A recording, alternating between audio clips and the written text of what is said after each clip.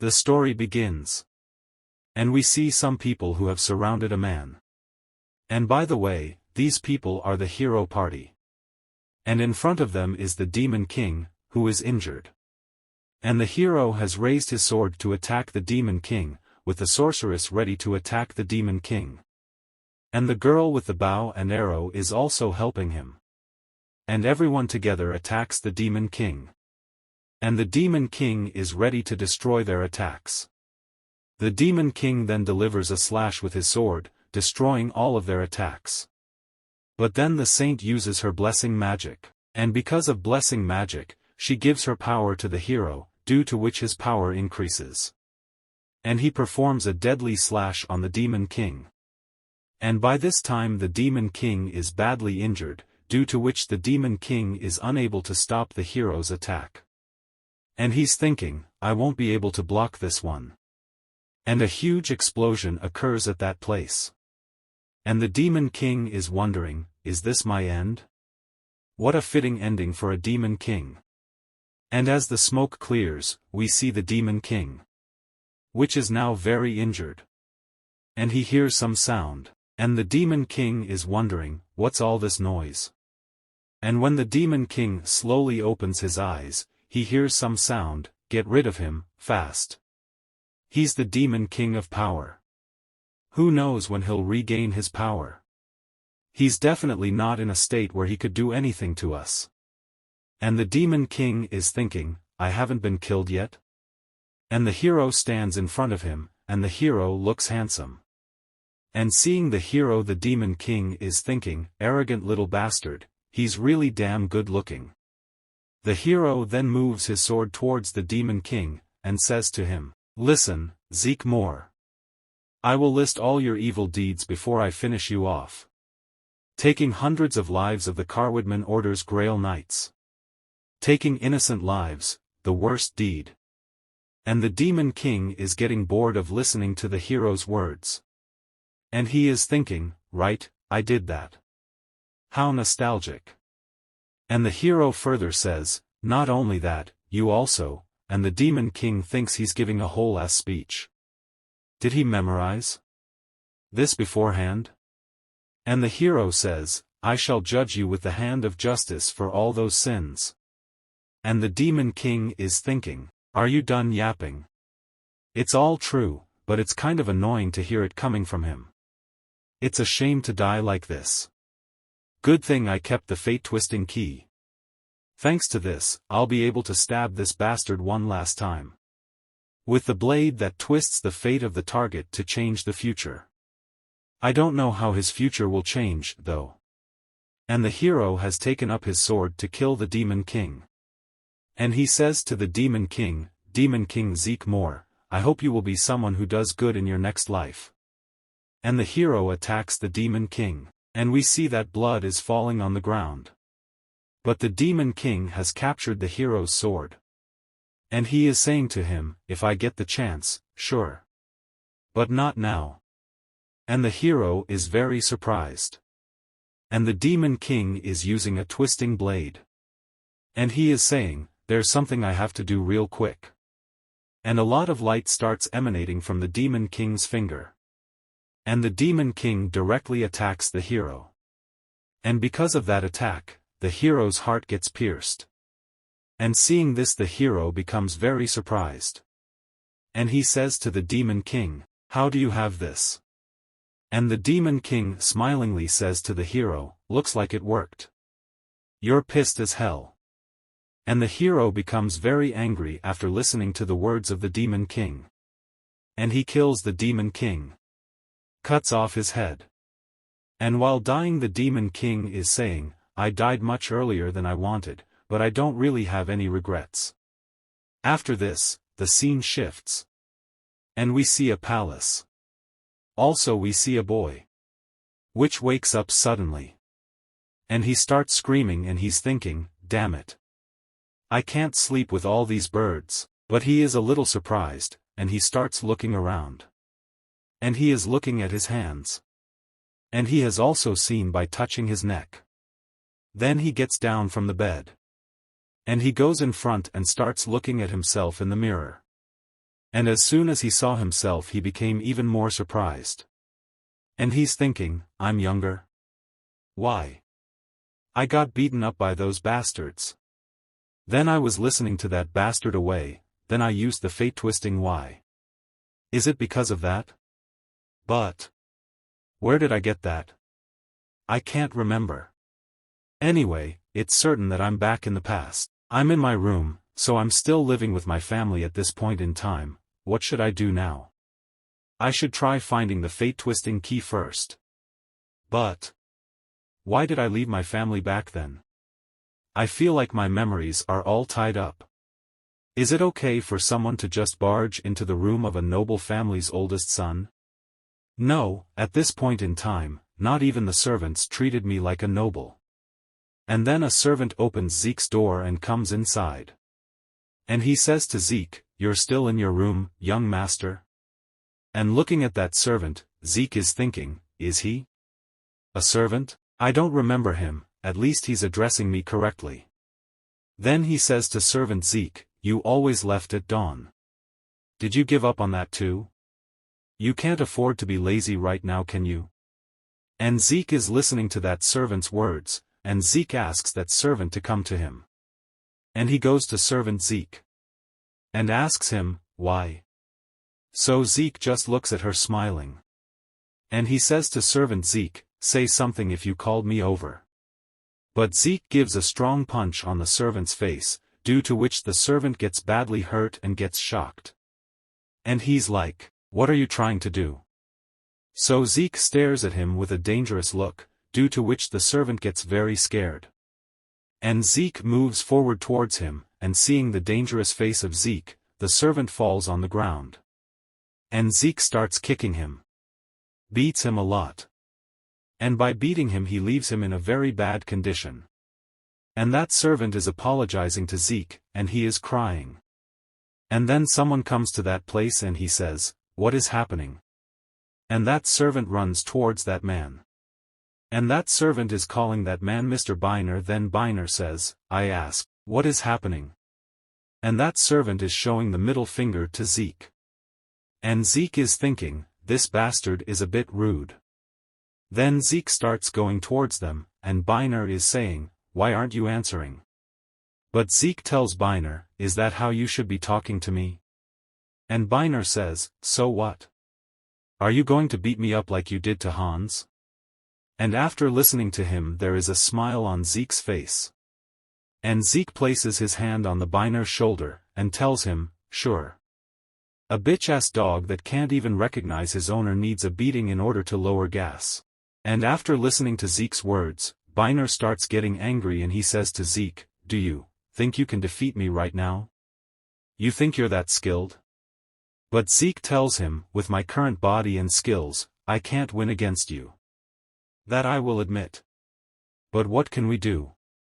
In name, I'm yours master. I can't not train an obedient dog, can I?" And as soon as Biner hears this, he becomes even more angry. Then he says, "What? Dog? Do you know who I?" And then Zeke throws the sheet on Biner, due to which the sheet covers his face. And he's wondering, what is he trying to do? Then the servant shouts. And tries to tell Biner something.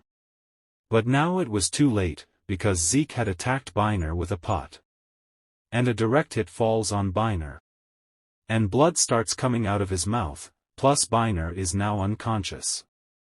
And Zeke is saying to Biner, "Being strong isn't everything, you damn knight." And Zeke looks back, then he says, "Now, let's finish what we started, Yin." And the servant gets very scared after hearing this. And a punch is falling on him. And Zeke starts beating the servant very badly, and the sound of that servant screaming is coming from Zeke's room. After this some time passes. And we see Zeke standing near a door.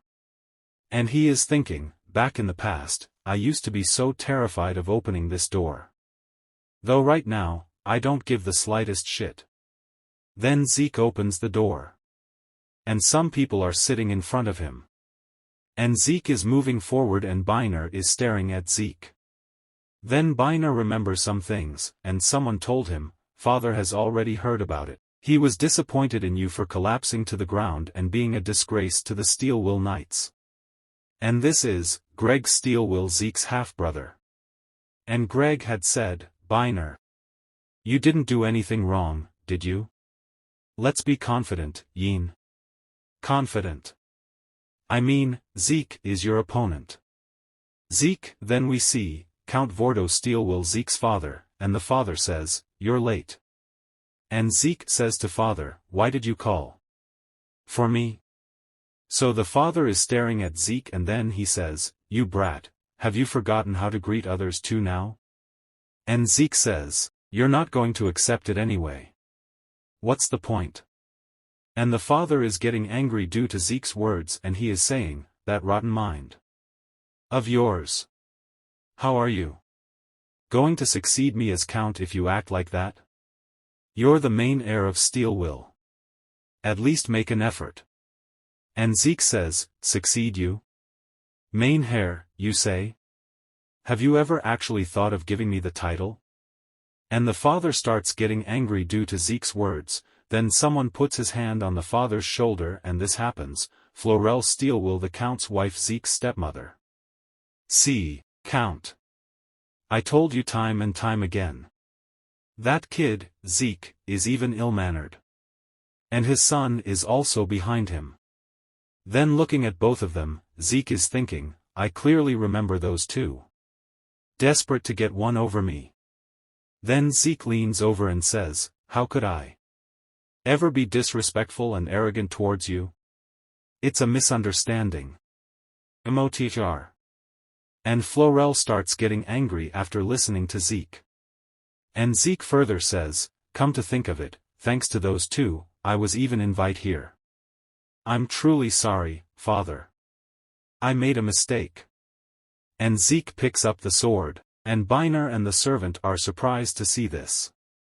Father is also surprised and so is Greg. And Zeke would have put the sword in front of the servant. And he is saying, I'll use this chance to finish it off. And seeing this the servant gets very scared. And he is asking Florelle to help him. Then father says to Zeke, how dare you point a sword at someone here? And Greg is smiling and he is thinking, this fool dared to aim a sword at someone in front of father? Then Zeke says, of course, the neck of the person who humiliated the great Count Steel Will's rightful heir ought to be cut off. Isn't that why you called me here? And hearing this, Florelle says, St stop. What do you mean, Hans humiliated you? There's no way that's true. And the servant is saying nervously, Ye. How could I dare do that? So Zeke points the tip of the sword on the ground and he says, in that case. Are you saying I'm lying? And the servant gets more scared after listening to Zeke's words. And he's thinking, if I say the wrong thing here, I will really be killed, even Miss Florelle won't be able to protect me then. And Zeke is thinking, I definitely get that he's the Countess's person. And then Biner says, that's right. The first young master is lying. And listening to Biner, Zeke is thinking, ho. Look at this dude. And Florelle says to Biner, Sir Biner, is that true? And Biner says, yes, Countess. Mr. Zeke unilaterally assaulted Hans and me. And Zeke is smiling and he is saying, how easy is it for a knight like you to say he got single-handedly assaulted? Aren't you humiliated? Looks like you don't intend to admit to your sins either, huh? And Biner says, I have never told a lie. And Zeke says, you're going to claim innocence to the very end? In that case, enough of yours words. Prove it with your skills. And Biner says, are you in your right mind? Then Zeke says, isn't that good from yours point of view, father? After all, you can use this chance to completely get rid of me if I lose in this duel. And the father says, duel, I'll allow it. And Biner says, as you say. And Zeke says smilingly, thank you father. Father, you can decide time and place on your own. And the father is thinking, I was just planning on scolding him a little and sending him back, but, perhaps, this could be a good excuse to pass on the count title to Greg. And Zeke keeps the sword and he says, "Father, I want to try changing too now. You see, I realized I will not be able to get what I want if I stay the same as I was in the past." And the father says, "By what you want, do you mean the title of Count?" And while leaving, Zeke says, "Anything I say to you right now won't contact you anyway, father. Old, see you on the day of the duel." Next day, Zeke is practicing fencing and he is saying, "The body of an 18-year-old. Thinking about this, just how weak and naive was I? My father's attention was everything, yet I couldn't even learn swordsmanship properly. Since my father was reluctant to let me learn swordsmanship. At that time, I didn't know the dormant existences that were great and destructive within me. Normally, the amount of mana a person has is innately determined, and compared to the average person, my mana is," and Zeke's heartbeat starts beating fast. And Zeke starts feeling a lot of pain. Then there is a huge explosion at that place, due to which Zeke falls very far. And he's thinking, "I knew it was too much trying to go back to the mana I had when I was the Demon King. Well, there's no way that much mana, which is comparable to the mana of the dragon that disappeared, would awaken within me right at once. Come to think of it, I even obtained the title, Demon King of Power. There were truly many hardships and trials. It was to the point where it seemed like someone had planned for all those things to happen one after the other." Then Zeke gets up, and he stands up. But then we see that someone is secretly watching Zeke. And Zeke also realizes this. Then he says, "Stop peeping and go." And that man is wondering, how did he know I was here? And it happens to be Greg. And Greg says to Zeke, "It seems like you have finally awakened your mana. You don't think it's possible with just that level of skill, do you? The match against Sir Biner and the succession to become Count. Why are you doing things that are so unlike you? Just live like how you did before. By reading the room. I'll look after you later, so you don't feel." But Zeke starts getting angry after listening to Greg's words. And he is staring at Greg. Then he says, "So you're scared that I'll take the position of Count away from you?" And Greg says, "No way. It's right for me to give up becoming the Count if I can't defeat the measly Zeke Steelwill." Then Zeke places his hand on Greg's shoulder and he says, "That's what you thought? Then I should do what my younger brother wants. Successionto become Count. Let's see who'll win, like the family of warriors we are." Then Greg removes Zeke's hand from his shoulder and he says, "Are you sane? You're not suggesting that we fight each other, are you?" And Zeke says, "So what if I am?" And Greg says, "There's no reason for me to refuse." Then Zeke starts leaving and he is saying, "Good. Then I take it that you agree to this. I will decide the time and place." After this the scene shifts.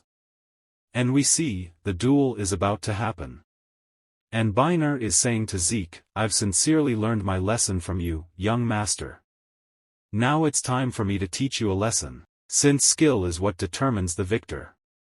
You will regret not wearing armor." But Zeke is not paying any attention to Biner's words, he is looking at his sword and saying, "Is my sword a little blunt?" And Zeke is thinking, what is he blabbering on about? Then a knight comes forward and says to both of them, "Are you guys ready for the duel?" So they both say yes. Then the knight starts the duel. And Biner moves forward to attack Zeke, and Zeke also moves forward to attack. And the first attack is done by Biner. And Zeke would have stopped his sword. And Zeke smilingly says to Biner, "Even if you're stupid, a knight's still a knight, huh?" At the same time he is thinking, his blow is heavier than I thought. And Biner is a little surprised, but he's smiling. And he would have raised his sword to attack Zeke. And he is saying, "How's this, young master? If we fight fairly, you can't defeat me." And Zeke is finding it a little difficult to stop the Biner's attacks, but somehow he is able to save himself from all Biner's attacks. And then Biner gathers energy into his sword. And hits a slash, which Zeke blocks with great difficulty. And Biner is smiling, and from a distance Father and Florel are watching their fight, and after seeing their fight the butler is saying, "Young master, Zeke is fighting better than I expected. He has blocked several of Sir Byner's slashes." Then Florel says, "But I think we're still at an advantage, don't you think so?" And the butler says, "Of course. Since young Master Zeke has not properly learned swordsmanship." And after listening to the butler, Florel is staring at the butler. And Father is not saying anything. And the crowd is cheering up Byner, and they are all saying, "Sir Byner, finish it. Don't go easy on him." And Byner is smiling a lot after listening to all of them. And he is saying, "Do you hear that, young master? The spectators want me to finish this." And Byner again gets a slash, and he's saying, "If you don't want to get injured, it'll be in your best interests to surrender now." And Zeke says, "Surrender, my ass. I've just started." And on hearing this, Byner gets a little surprised, and Zeke is ready to attack Byner. And he's thinking, "I'm not sure if it'll work." And Byner gets surprised seeing Zeke's attack, and Zeke has used sense extension skill on Byner. And Byner gets a little nervous after seeing that attack. And he is able to stop that attack of Zeke with great difficulty. Then we see that due to Zeke's attack, a lot of cracks have appeared on the ground. And Zeke is looking at his sword, and he is thinking, "I knew it. The mana's going out of control. I can't control it well." And when the crowd sees Zeke's power, they all get very shocked. And a man is saying, "What did I just witness?" And the other man says, "I saw it too, but I don't believe it. Just now, Sir Zeke." And when the butler sees that attack by Zeke, he is very shocked. And he is saying, "Did you see that, Count? It's a skill that expands one's senses. It's where you match your sword and body through mana." How did he know how to use a technique that makes one move their sword just like their limbs? And Byner is very surprised, and he is wondering, when did he learn a skill like that? But his stance when using mana is poor. It's like his body and mana are separate and he can't control it. Still, my opponent is the measly Zeke. Then Byner is staring at Zeke. And he says to Zeke, "Let's stop playing around now." Byner then moves forward to attack Zeke. And he starts gathering a lot of energy in his sword. And a dangerous attack is about to be made on Zeke, which Zeke also realizes. And Byner has attacked Zeke. And he's thinking, "He dodged that? But my attack isn't over yet. You won't be able to dodge this." And we see that Byner's attack is about to read Zeke. And the name of this attack is Space Slash, which also hits Zeke. And a huge explosion occurs at that place. Then when the dust clears, we see that Zeke is badly hurt. And as soon as the crowd sees this, they all become very happy. And starts taking Byner's name very loudly. And they all start saying, as expected of Sir Byner. And Byner is laughing and saying, "I believe the victor's already decided. How long do I have to keep doing this? Until the young master's life is at risk?" Then the crowd is cheering up Byner very loudly. But then a bright light shines. And we see that Zeke stands up again. And he is saying, "Right. I can't win against you with this body's techniques. But on battles, you French for real." And saying this, Zeke quickly moves towards Byner to attack him. And Byner also notices this thing, but now it is too late. And Zeke has touched his sword on the ground. And he throws dust from his sword into Byner's eyes. And Zeke attacks Byner. So that the Byner goes away and falls. And due to dust in his eyes, he is not able to see anything properly. And he is saying to Zeke, again, like a coward. And Byner is not even able to see Zeke properly. Then Zeke puts his sword on Byner's neck, and says to him, "A coward, you say? Try using that to justify your defeat in an actual fight." And Byner gets a little nervous after listening to Zeke. And Zeke is staring at Byner. Then Biner tells Zeke that I surrender. And Zeke tells Biner, do you know why you were bound to lose? Recklessness and arrogance. Apprehension that you might end up killing the oldest son of the Steelwill family you serve. If you don't forget today's battle, you'll grow even further, Biner. Then the knight announces that the winner of this duel is Zeke. And everyone is surprised to hear that Zeke has won the match. But the crowd is refusing, how can Zeke win? And they are all saying, how could he throws dirt in his eyes? How underhanded. That's cheating. Be fair, damn it. How unknightly. But Zeke is not making any difference to his words, he is saying, how noisy. It's all good as long as I win, isn't it? Then father is saying, when did Zeke learn magic techniques? There's no way someone taught him. And the butler says, Count, haven't you caught on already? He's born with it.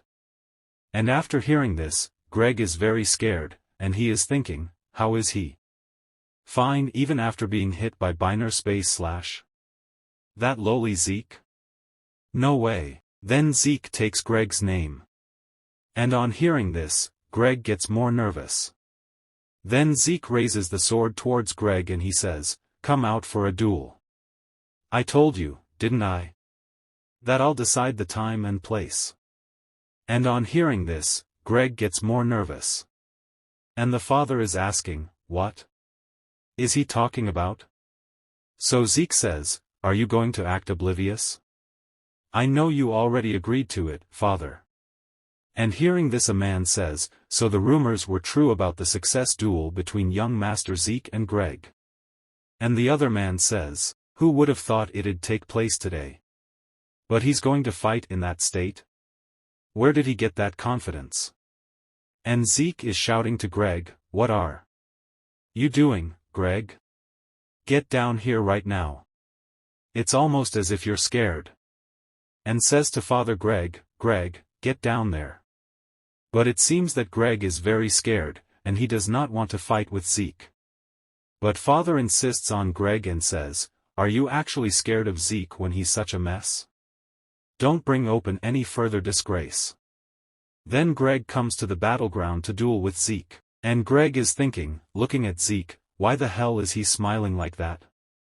Everything, his expressions, tone, behavior, and even combat abilities, he's no longer the Zeke that I knew of. Then Zeke says to Greg, Greg, don't tell me you're just standing there because you're waiting for me to attack first. Then as your elder brother, I gotta go first. And Zeke moves forward to attack Greg. And we see that Greg is nervous. And Zeke would have attacked Greg, but Greg would have stopped Zeke's sword. And Zeke is smiling looking at Greg. And Greg is thinking, he's not even exercising proper strength. Of course, this damn dumbfuck, Zeke is just Zeke. I, Greg, am the successor of the title of the Count. And Zeke is a little surprised to see Greg's attack, and he is thinking, the wound Biner inflicted on it is not ordinary one. I can't use any more magic in my current state. To decide this match with my victory as quickly as possible is the only way after all. Then Zeke grabs Greg's sword. And we see that blood is falling on the ground. And Zeke has caught hold of Greg's sword. And he's smiling, and he says, have you ever heard of a bloody fight with flesh flying everywhere? And a lot of energy is coming out from Zeke's hands, due to which Zeke breaks Greg's sword very easily. And seeing this, Greg gets very scared, and Zeke stares at Greg and says, if you don't surrender, you're going to drink. Greg. Right here. Right now. And Zeke attacks Greg, due to which Greg falls away. And Zeke's and Greg's condition worsens. Also one of his teeth breaks. And Zeke threw a piece of sword near Greg's face, seeing which Greg got even more scared. And when Greg sees Zeke's dangerous look, he gets even more scared, due to which he tells Zeke, I surrender, and seeing Zeke's dangerous look, Greg starts crying. The knight comes to that place and he says that the winner is young Master Zeke. And the crowd is surprised to hear this. And Zeke says to Father, "Father, I won. You made a promise that the title of Count would go to the victor of the duel. But Father is not ready for this, and he is saying, how dare you? This damn duel isn't going to decide anything." But when the crowd listens to Father's words, they all start saying, "But young Master Zeke won both times. Is the great Steelwill family not going to keep their promise?" And Zeke is saying, "Well, I already anticipated this. I never actually wanted the damn title, even once in my life." And Zeke has thrown the family ring towards the father. And when the father sees the family ring, he becomes very angry. And Florel tries to pacify the father. But the father has become very angry. And he is saying, "What the hell are you doing right now?" And Zeke says to Father, "What does it look like? I'm leaving the family out of my own volition, and a girl is taking Greg with her to treat him." But Zeke says to Greg, "Greg, remember the way to always win in a fight. It's to not fear death. In order to protect the border territory of Steelwill that's always at the danger of invasion from foreign forces, and everyone, you must get stronger." Then Zeke goes ahead and takes the healing potion from that girl. And that girl was saying, "That's for our young master." But Zeke was not going to listen to that girl. And Zeke has drunk the healing potion, due to which all his wounds have been healed. And he's thinking, "Don't you forget this lesson I taught you today, Steelwills." Next day, we see that Zeke is outside the gate of his house, and the servant is also with him. And Zeke tells the servant, then the servant says yes. But he is very nervous. A few hours earlier, when the servant was going out to dry the clothes, someone came in front of him, and when the servant asked, "Who is that?" then he sees that Zeke was in front of him. And he was scared after seeing Zeke, and Zeke said to the servant, "You're going to come with me as my servant." And the servant nervously says, "Wait, what?" And Zeke starts taking out his sword and he says, "Why? You don't want to? If you don't want to, you can just die right here after I cut you in half." And the servant was very scared after seeing Zeke's sword, so he agreed to go with Zeke. Then now in the present time the servant has come with many bags of Zeke. And he's carrying all those things on his shoulders, and Zeke is thinking, "I'm forgiving the servant who acted up against me in exchange for my labor. Am I too kind? I gotta have him strengthen his stamina for him to be of any use. Get him to train a bit too." Then Zeke says to the servant, "Call me Sir Zeke from now on." And the servant says yes, and the servant asks, Sir Zeke, may I ask what your plan is for the future?" And Zeke says, "I don't have a fixed plan." And Zeke is remembering some things while going ahead, and he is saying, "First, let's just go to the neighboring territory of Porty. After that, let's just go where our feet take us. I should try living kindly in this life." A few hours later, both of them reach a forest, and the servant is saying to Zeke, Sir Zeke, this path isn't made for humans." So Zeke says, "I know. If we go straight, we'll have to go less than half the distance. Why would we go around in circles and follow the path?" And the servant says, "Well, that's because, if we venture away from places where people live, there are monsters roaming around." And Zeke says, "That's exactly why we're here." And the servant says, "I see. Excuse me." Then the servant hears some sound near the bushes. And he looks back, and he's thinking, "I must have heard wrong, right?" But Zeke is moving ahead, and the servant is nervous and is looking here and there. And he's thinking, "I hope we get past this place as quickly as possible." Then Zeke says something to him, but it seems that the servant is not able to hear properly. And Zeke gives the sword to the servant, and he says, "Your test starts now." And the servant becomes very happy with the sword. But Zeke says to the servant, "Look behind you." And when the servant looks back, he becomes very frightened, because there is a dangerous thing in front of him, which he did not expect. And in front of the servant is the goblin.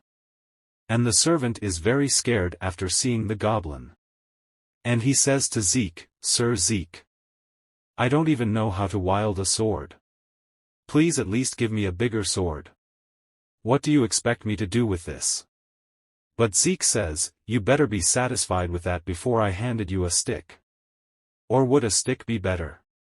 Then the goblin attacks the servant.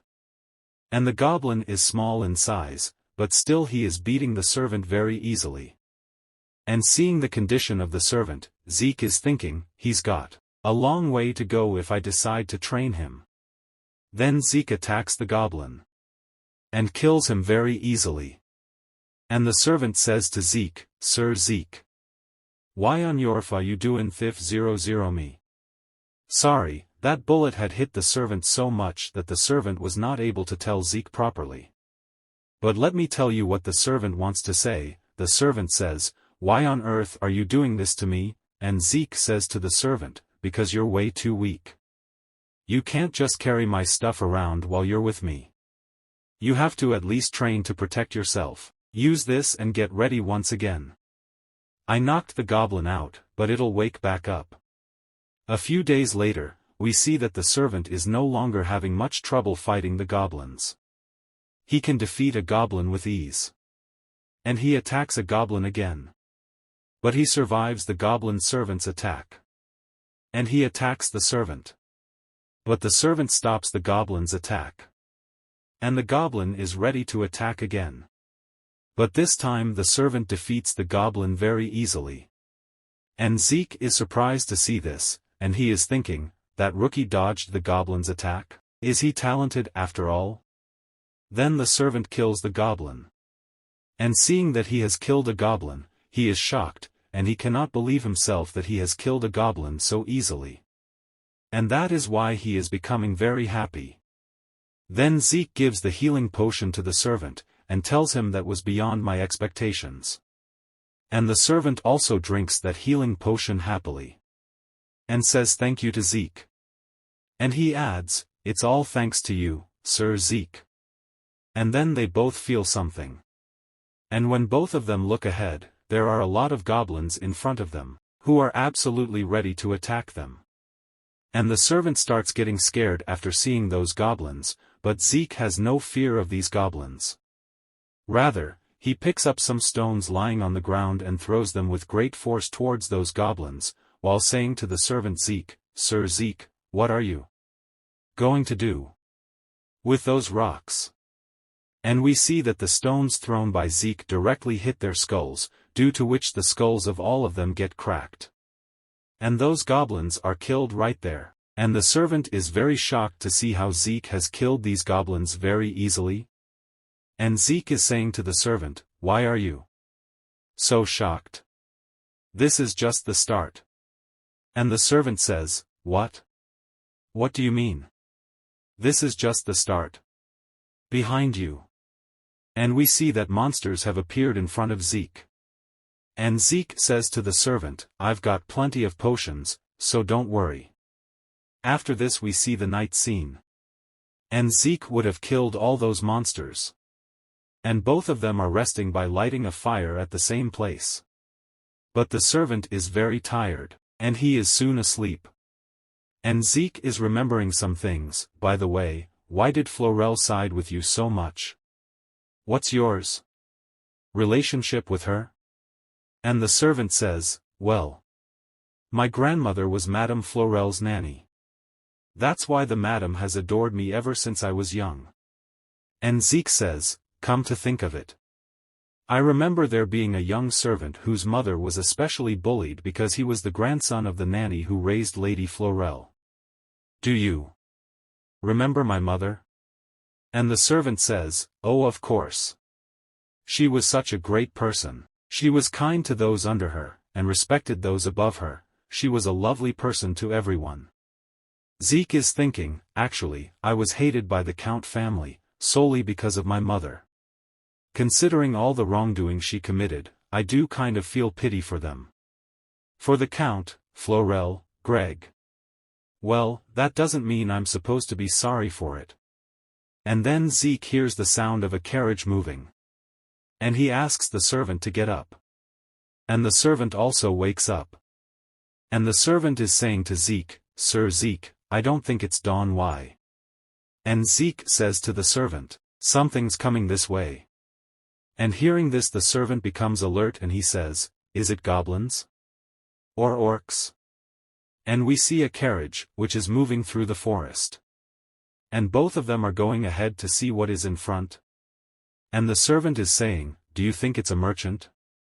And Zeke says, "The carriage's sound isn't as loud as the sound of the horse's hooves.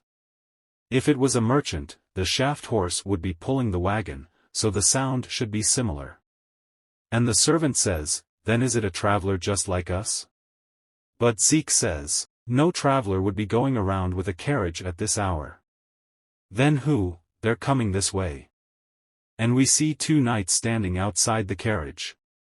And looking at them, Zeke is thinking, paladins. Then someone comes out of that carriage, and she is saying, "I apologize for the discourtesy. You see, we want to camp out here for them at night as well." Then Zeke gets very shocked after seeing that girl.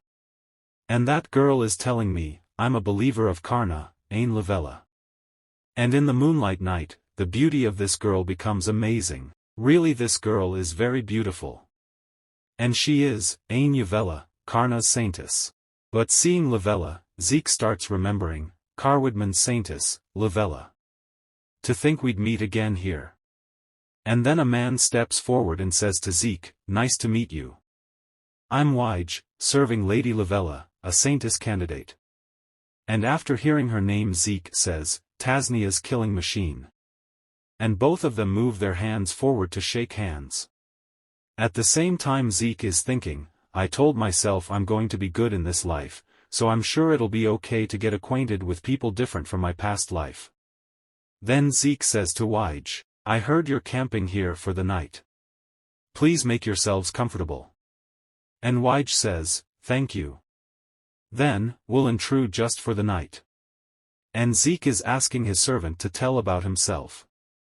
But when he looks ahead, his servant is bowed down in front of Lavella. And he is saying to her, "Hello, my lady. My name is Hans." And seeing this, Zeke is thinking, what a sight. After some time, they set up camp to sleep. And a knight is asking for help, so Lavella says, "I am going to help." But the servant stops Lavella, and tells her that I will do this work. Then he starts making camp. And seeing this, Zeke is saying, he's out of his mind. But Zeke is thinking, well, of course, Lavella is unrealistically pretty. Gren Zennard, that bastard. Did he only hire beauties? No way. Then Lavella walks up to Zeke, and tells him, "Could sit down here?" And Zeke says yes to Lavella. Then Lavella sits near Zeke. And she is saying to Zeke, "Thank you for permitting us to camp here for the night." And Zeke is feeling a little strange after hearing such things from Lavella. Then Zeke asks Lavella, "What bring you here?"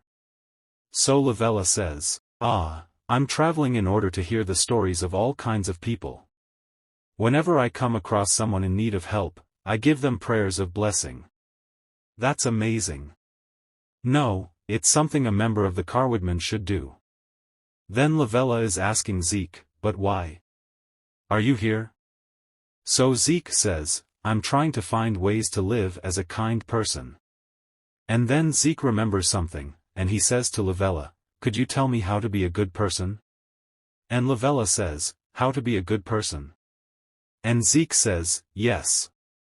Someone told me to do more good, but I feel like you'd be the best person to ask advice from." And Lavella says, Well. There are many ways to do so. Is there something you're good at, perhaps?" So Zeke says, "I'm good at things that require strength." And Lavella says, "Why don't you use that strength to help those in need?" And Zeke says, "Helping those in need, then I'll start looking tomorrow for people in need of help." Next day, we saw a city scene. And Lavella and Wige have come to this place. And Wige is saying, "All the shops are under construction." Lady Lavella I have to excuse myself to accomplish an order really quickly. And Lavella says, please be careful. And Wige says, take care, Lady Lavella. Then Lavella says, then shall we get going? And as she goes ahead, she hears someone shouting. And hearing this, Lavella starts looking towards that door. And she is saying, someone screamed over there. And the knight is saying to Lavella, Lady Lavella, we'll go check. And when Lavella looks ahead, she finds that some people are troubling a man. And the knight moves forward. And he tells them to stop, but when Lavella looks carefully, she gets more shocked, because the person troubling that man is none other than Zeke. After some time, Lavella is saying to Zeke, I told you to help those in need, you can't be helping bad people. And Zeke is saying, but they looked like they needed help. Then Lavella says, that's not all there is to it. Make sure to save only those who are weak from now on. Instead of being violent toward good people. You need to apologize. But that man is saying, I'm okay. Then he tells me about himself, my name's Sud. Thank you for saving me. Then Lavella is asking Sud, of course. But what happened? So Sud tells, well, they demanded that you hand over the shop. Yes, they're from the Sierran trading house.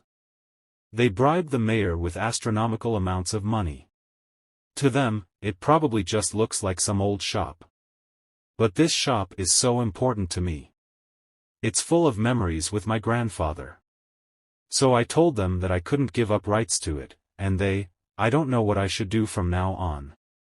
And Lavella says to Sud, don't worry. I will go meet the mayor of Porty right now. And Lavella starts leaving this place. And the knight is saying, Lady Lavella, the Carwoodman cannot get involved in politics. But Lavella says, as someone who's receiving the teaching of Lady Karna, I cannot just ignore this. I'll resolve this. Leave it to me. And Lavella leaves this place. And his knights also start following him. The next day. And the servant is saying to Zeke, what are you thinking about? You look mad. What Lavella said yesterday. To help them weak. Do you think she was being serious? I feel like she's mistaken. And the servant is thinking, you're the mistaken one. But Zeke grabs the servant's cheeks and starts pulling him, and he says to him, I'm also concerned because they didn't come back yesterday. And as both of them go ahead, they see that some people are looking at a poster. And those people are saying, apparently, she killed the vice mayor. That's terrible. And Zeke is trying to look at that poster. And as soon as he sees that poster, he gets very shocked, because that poster is of Lavella. And she is wanted. And about her crime it is written, Ain Lavella. Crime, murder of the vice mayor and attempt to curse Porty. And seeing Lavella's wanted poster the servant says, Sir Zeke, what is going on? And Zeke is also surprised, and he is thinking, something strange. And some people start talking, and they are all saying, a witch from Carwoodman. How horrendous. It's because of that witch's curse that the whole city's a mess.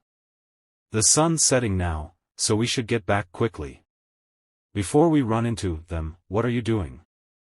Quickly, get back to yours homes. Then all those people start running towards their respective homes, and everyone starts closing the doors and windows of their house. And seeing this the servant gets scared, and he says, Sir Zeke, what on earth is going on? And Zeke says, something's definitely off here. We should get going too. Then both of them are moving forward. And the servant is very scared, and also Zeke is thinking, was there an incident like this before I regressed? Lavella's a murderer. No way. None of this happened before. Neither the curse in Porty nor Lavella killing someone. Did things change because I met Lavella? And then Zeke stops, and the servant gets surprised as to why Zeke has stopped. Then we see that there are some people behind them, and Zeke is saying, it thinks someone is following us behind. And we see that there is a zombie in front of them, but the servant is very scared after seeing him. And he is saying that this is an undead. But Zeke kills the undead very easily. And seeing this, the servant becomes very surprised. And he is saying, why is an undead in Porty? And Zeke says, exactly. I don't feel good about this. After some time, Zeke has called some guards, and those guards are saying to Zeke, thank you. God, nobody got hurt. We'll get rid of the corpse. Good job. You should go back now. Before the witch's curse strikes you. Then those guards take away the dead body.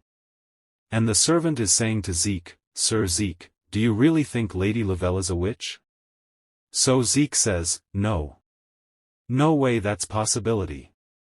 I'm sure the culprit behind this incident framed Lavella for it. And the servant says, how are you? Sure, she's been framed? And Zeke says, that's because Lavella is. But Zeke does not say anything further than the servant asks Zeke, because Lavella's what? Sir Zeke, you know something, don't you? So Zeke says, I mean, it's written all over her face, isn't it? That's she's a kind person. And just then, Zeke hears someone's voice. And when he looks back, he realizes that someone has passed very quickly from behind. And the servant is asking Zeke, what's wrong? But Zeke does not tell anything to the servant. And he starts moving forward very fast. And seeing this, the servant gets surprised, and he says, Sir Zeke, where are you going all of a sudden? Then Zeke moves ahead and reaches a place. And when he looks ahead, Lavella is sitting in front of him. And Zeke is saying to Lavella, what are you doing here in that filthy state?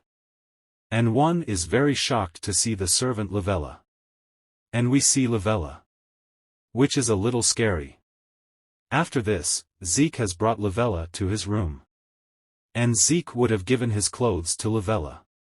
And Lavella is wearing Zeke's clothes. And Zeke is asking Lavella, are the clothes okay? And Lavella says, yeah. They're comfortable. Then Zeke says, Hans went outside to buy some food for dinner. He'll be back soon. But where are the paladins that were with you? Did they go on another mission?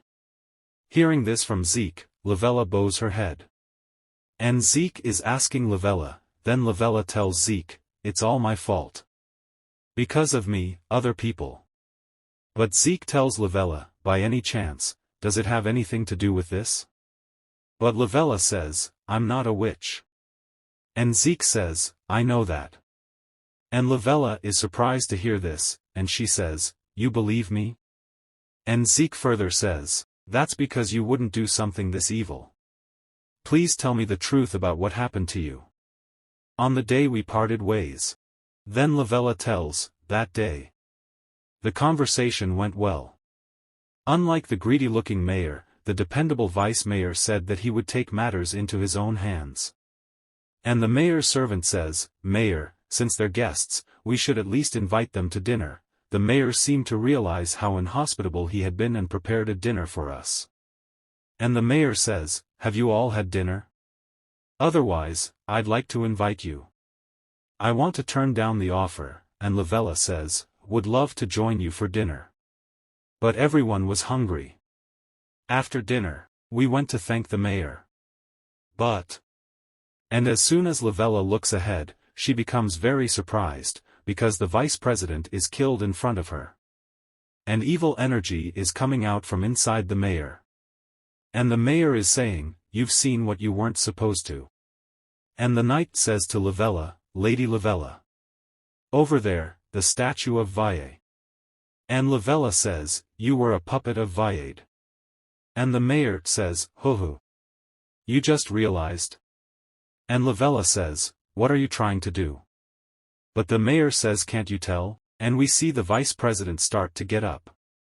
And he comes to an end, and the mayor is saying, I'm sacrificing you all to the great valley. Then the mayor asks and attacks him. And the knights are fighting to the end. And Lavella is helping the knight, and she is thinking, there are too many for me to handle. I'm just getting in their way. And a knight says to Lavella, Lady Lavella, are you okay? And then an enemy attacks from behind, seeing which Lavella gets scared. But at the right time a knight saves Lavella from that endearment, but because of that the knight is killed. And Lavella becomes very sad remembering all these things. Then Zeke is saying to Lavella, is this the same valley I'm thinking of? And Lavella says, I think so. A witch that desires destruction and chaos. They worship evil god Valley. And regularly commit murder and terrorism. Then Zeke says, what are they trying to do in port? And Lavella says, it's only a guess, but I think they want to carry out a ritual here. I saw an inscription on the statue behind the mayor, and it said this, I offer this city to Valle. And Zeke says, they're trying to offer the entire city as a sacrifice. And Lavella says, do you know more about it? Yes. They will set up Valle statues all over the city. And offer the corpses of people up to the statue. The book the mayor was holding is probably the catalyst to activate the power of the statues. Yes. After escaping the mansion, I tried to ask the Carwoodman Temple for help. But I was unable to do so because the city is under lockdown. I need to stop the ritual somehow. Then Zeke says, I'll help you. This is a good dead. And Lavella says, yes, but I'm worried that you'll get yourself into danger doing this. So Zeke says, that won't happen. We'll leave for the mayor's mansion tomorrow night. Why don't you return to your room now? And as soon as the door opens, a servant is sitting outside the door. And he is listening to what they say. Then the servant says, young master. I wasn't trying to eavesdrop or anything. And Zeke says to the servant, perfect timing. There's something you must do. And the servant is ready to obey Zeke. Then Zeke starts telling the servant what he has to do. After this, the next day, we see that the mayor's guards have been killed. And Zeke reaches the mayor's house over the branch. And he is asking Lavella if she is okay. So Lavella says yes. Then both of them start going inside the mayor's house. And Lavella tells that he is here, this was where Valley's statue was. And Zeke says, it feels rather unpleasant here. Then Zeke opens the door and goes inside. And Zeke says, is that Baldy the mayor? And Lavella says, yes. That's the man that killed the vice mayor. And on hearing this, Zeke gets ready to fight. And he quickly reaches the mayor. And places his sword on his neck. But then he feels something. Then Lavella says, be careful, Sir Zeke. Who knows when he'll summon undead? And Zeke says, you were mistaken, Lady Lavella. This man is not behind this. And Lavella is shocked to see that the mayor has been killed. And we see that something purple is coming out of the mayor's mouth. And Lavella is surprised to see this aura. And that purple aura starts going inside a book. And Zeke says, I found you, that's the culprit. Then the man comes forward and says, I didn't come back on your own. And this is the vice president, seeing whom both of them get surprised. And Zeke is saying to Lavella, didn't he die already? And Lavella says, yeah. I'm sure he passed away, so I don't understand what's happening. That's a book containing the energy of Valle. And the vice president says, its official name is the Key to the Sacrifice Ritual, Miss Lavella. And Zeke says, I finally understand what's happening here. The mayor must have been unwillingly following someone else's orders before his death. He wasn't Valley's henchman, he was just a puppet. A puppet of that man right there. The vice president. And hearing this, Lavella becomes very surprised, and she says, what about the paladins? What did you do to them? So the vice president says, I need not worry. I ground up each and every one of their corpses, and throw them as food for the fishes. And as soon as Lavella hears this, she becomes very shocked. And the vice president says, but, who is that man? Is he like Carwoodman's secret protection force? And Zeke says, no, I'm not. I don't have any connection to Carwoodman whatsoever. Then the vice president says, then why are you here? And Zeke says, I don't think someone that believes in a damned fish needs to know that. And hearing this, the vice president starts getting angry, and Zeke starts teasing him. Then the vice president says, you're dying to be punished by Valle, aren't you? But Zeke says, you think I'm crazy? You think I just take punishment from some damn fish? And now the vice president has become very angry and he is shouting, great, I'll make you repent to Valle in sheer pain before having you killed. Then he starts using that book. And a lot of evil energy is coming out from inside him. Then he summons the undead, and tells them, kill that man. Let the woman live. I have a use for her. Then, all of them move forward to attack Zeke. And Lavella also gets ready to fight with him. And she is using blessing magic, and she has increased Zeke's power. And Zeke also feels this thing. And he attacks undead very fast. And starts beating them very badly. And he is killing them all with ease. And the vice president is very shocked to see this. And he's thinking, this can't be. He too down the undeads that easily. And a lot of energy is coming out from inside Zeke, and Zeke is thinking, looks like some of my magic is back. Then Zeke says to the vice president, is that it? Aren't you going to call more monsters? And the vice president says angrily, you can act arrogant all you want. It's useless anyway. The preparations for the ritual have already been completed. But Zeke says, I don't think they have though. And hearing this, the vice president gets surprised and Zeke says to him, you see, I found and destroyed all the status of Valle in Porty. And the vice president says, humph, even if you destroy the statues, that changes no dash. And Zeke says, if a cleric of Carwoodman were to take special action on the statue, the ritual strength could be decreased, couldn't it? And after hearing this, the vice president starts going crazy. And Lavella is asking Zeke, is that true? So Zeke says, yeah. After destroying all the statues in Porty, and when he looks up, there is a statue at the top, and he is saying, all I had to do was come and destroy that. And the vice president starts abusing Zeke and says, catch those bastards. And all the enemies again move forward to attack Zeke. But Zeke kills all those undeads very easily. And seeing this, the vice president becomes even more shocked, and so does Lavella. But Zeke is smiling. Then he lifts Lavella in his lap and says to her, you could get hurt, so please don't move. We're going to get out of here. And Lavella says, the entrance is already blocked though, wait a minute. And Zeke starts running towards the window with Lavella, and breaks the window and gets out of the mayor's house. And the vice president is saying, you're running away, huh? Then let's review our plan, shall we? After this, Zeke's wanted poster gets spread everywhere. And everyone is saying, it said that the witch, Lavella, has killed the mayor.